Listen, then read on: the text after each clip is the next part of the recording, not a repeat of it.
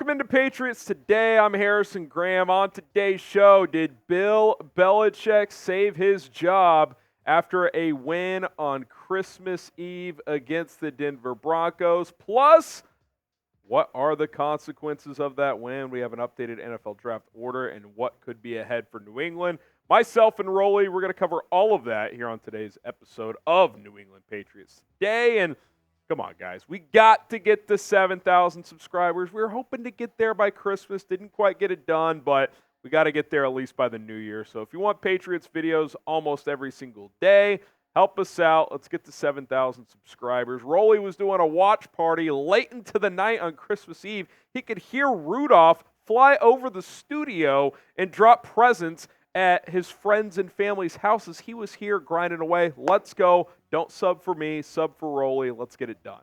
Okay, did Bill Belichick save his job? That's where we should start. And let me just say this. Couple of things you can look at this. Yeah, the Patriots have played a lot better recently, and they deserve a lot of credit. They beat a at least decent Steelers team on the road. They were competitive against the Chiefs, and they went into Denver and basically ended their season. And they deserve a lot of credit for that. What I will say, Rolly, as we bring Nick Rohloff into this here, and this is just my opinion, and I know you've got your opinions as well, I don't know if a few wins down the stretch of the season should be like the make or break decision you make of a guy who's been here for 20 years. You either continue to believe in his vision for this football team or you don't. Like, are we saying grinding out wins over Pittsburgh and Denver is a good enough reason to beat Belichick? Like, to me, that's way too small of a big picture vision that you should have. So, like, if you keep Belichick, it should be because you still believe in his teaching points. You still believe in him as a leader of a franchise. It shouldn't be because you pulled off a couple of minor upsets down the stretch of a lost season, at least in my opinion. That's how I feel. No, I definitely agree, and that's why it's so fascinating to see reporters in Boston go back and forth between has a decision been made, has a decision not been made by Jonathan and Robert Kraft in that front office. And it is also hilarious to me that the Patriots have went 2-1 over the last 3 weeks, and both of those wins have become on prime time on the road against teams fighting for their playoff lives. Patriots playing a little spoiler down the stretch of the season. Classic Belichick, if you will. Yeah. But it's one thing is abundantly clear here, and I get the point, and I do agree that wins down the stretch shouldn't mean a thing. But for a team that was really, really bad and was 2-10, this team has not quit on Bill Belichick, and they're still out there playing for their head coach. And you can see the emotion on the sidelines, on the players' faces when they win these games and they see Belichick in the locker room. It means something. They're fired up. They're ready to go. And listen, as much as I've been a proponent of this team needs to lose in order for the greater good of the future, it's hard to root for losses. These players don't want to lose, and it means something to win these games for these players. And honestly, they've kind of converted me a little bit here down the stretch, Harrison, of I don't really give a shit anymore. I just want to see this team go out and have fun, play good football, and hell, if they have a chance to beat Buffalo for the second time this season in Buffalo knock this them Sunday, out of the playoffs potentially. Let's go beat the Bills, man. Like these Patriots are kind of playing inspired football down the stretch, even though I was a big proponent of Drake May and Caleb Williams needing to be in Foxborough. Yeah, look, I mean, that part of it stinks, right? Like, it doesn't. And let me be clear though, that doesn't mean you can't go get Caleb Williams. It doesn't mean you can't get Drake May potentially. Like, if they really want one of those guys bad enough, there's probably going to be an avenue to go trade up for him, especially if Arizona is one of the teams picking one or two. Like, if Arizona has the number 2 overall pick, that pick I think will be available. I do. Now, will the Bears pick? I don't know. They got to decide. That's kind of in their hands. If they decide to keep Justin Fields, well, the number 1 pick's probably available. If not, then they're going to keep that pick and take a quarterback. But hell, what if the Patriots won one more game? What if they want to trade for Justin Fields? Maybe that's the route they go. Instead of using your first pick, maybe you draft a receiver in the first round. Maybe you trade your second-round pick on Fields. Maybe that's the way to build this offense moving forward. It doesn't mean that, like, your avenues for improving offensively have completely diminished. Does it get a little bit harder? Yeah, there's no doubt about it. But another thing to this as well, and Rolly and I agree on this, it's never been questioning Bill Belichick's ability to coach.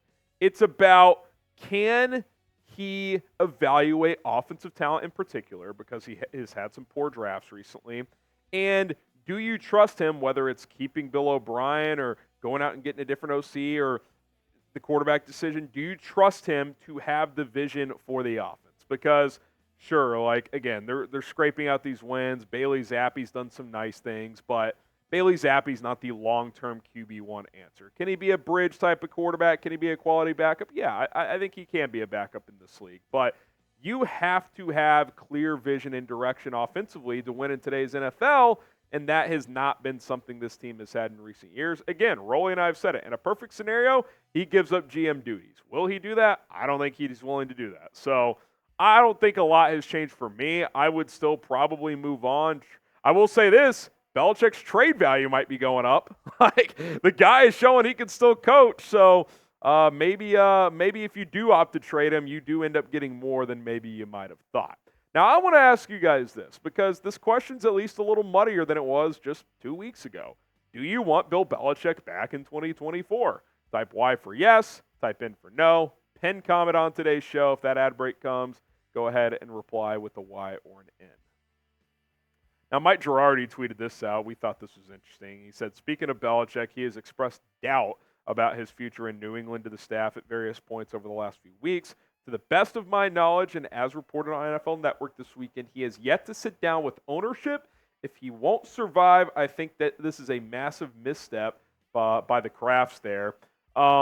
That's interesting, Rolly, and that makes you and I believe that no ultimate decision has been made. There's been kind of leaks and cracks that perhaps Robert Kraft has already decided, or at least leaned in one direction of a decision, but maybe that's not the case. Maybe this is truly we're going to take in all the information of an 18-game season and probably the last few years, if we're being completely honest, and then try to make an educated decision at the end of the season. The only thing that really bothers me about the situation, Harrison, and I've kind of been on the train of this team needs to just a clean start and move on from Belichick, clean hands. But he's given so much to this organization over the last 24 seasons. The fact that he doesn't know what's going to happen, you would think that the Krafts would at least show the courtesy. And I get it's a season, and you don't want to really mess with the team in the middle of the year.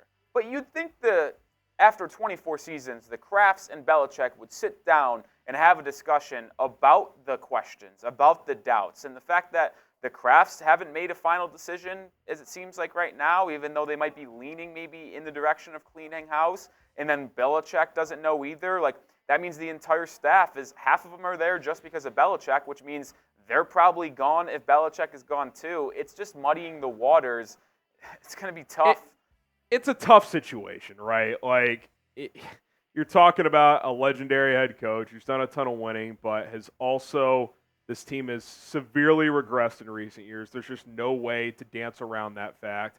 And look, for all we know, maybe Kraft, there's been a discussion of, hey, we'll talk after the season. Like, that's it. Whatever gets reported out there, we'll talk after the season about this stuff. Let's focus on the here and now. And I will say, if that's what's happened, to the Patriots' credit, they've gone out there and they've played ball. Like, to what Rolly said earlier, they're not quitting. They're playing hard. Bailey Zappe's fired up after these wins. And look, a guy like that should be. He was cut on roster cutdown day this year. Didn't even know if he'd be on this team. And he's out there leading some impressive wins. So, look, we'll see. I don't think anything's final. If I had to guess, I still think they're going to go in a new direction. But who knows? Maybe they opt to keep him and try to keep this thing going at least for another year and try to retool the offense this offseason. Today's show is sponsored by our friends over at Prize Picks. Daily fantasy is made easy with Prize Picks. All you do is pick 2 to 6 players on any given entry and take more or less on the Prize Picks stat projections. And that's what I like about Prize Picks. It's not you against pros and sharks and all these experts that dive into this stuff. You're given numbers and you take more or less. I like DJ Moore more on the receiving yards this week. He's been hampered with an ankle injury recently. I think he's due for a big game. I like less on Geno Smith's passing yards. That's a stingy Steelers defense coming to Seattle this week. 10 to win 30 on this entry. You can win up to 25 times your money on a 6-player entry. So if you feel ballsy enough to do that, get going with PrizePicks. Put your money where your mouth is. PrizePicks.com/CLNS. Use our code CLNS. More or less, it's very simple. Start creating your entries today. That code CLNS is going to get you a deposit match when you sign up to $100. Okay, let's talk about what we do know. We don't know anything for sure of Bill Belichick. What we do know is winning on Sunday certainly dampens the chances of drafting Drake May or Caleb Williams, at least without a trade-up. This is where things sit right now in the NFL draft order. Patriots still firmly in the top 5, and we do want to mention as well, Rolly, what was that note? There's no way they can fall. Yeah, worse than 9th. Since the Raiders were able to beat the Chiefs on Monday, on Christmas, that basically ensured that New England will have a top 9 pick no matter how they finish the season. So even if they win their final 2, which they're playing better, but beating Buffalo and the Jets seems unlikely. I could see them beating the Jets, but if you win out, you're going to get at least the 9th pick. If you lose out, you're locked into the top 4. And you could jump to 3 even if you lose, even if Washington loses out, Rolly, because that strength of schedule is close enough where things could flip depending on what happens with other results around the league. The big one is if Arizona could win a game in their final 2, which is unlikely, but if they could, their strength of schedule is so high that getting back to the top 2 is still possible. But look, maybe at this point, it's kind of what you said earlier. Let's just see what happens at this point. Yeah. There's 2 weeks left. You're going to have a top 10 pick. If you want a quarterback bad enough, you can trade up for one.